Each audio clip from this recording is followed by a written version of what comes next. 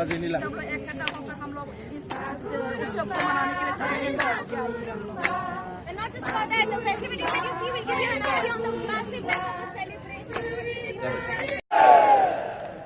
भारत माता की मंच पर विराजमान असम के राज्यपाल श्रीमान जगदीश मुखी जी, मुख्यमंत्री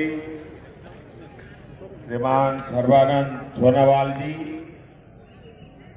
मंत्री हेमंता बिस्वा शर्मा जी, श्री हगरामा मोहिलरी जी, संसद में मेरे साथी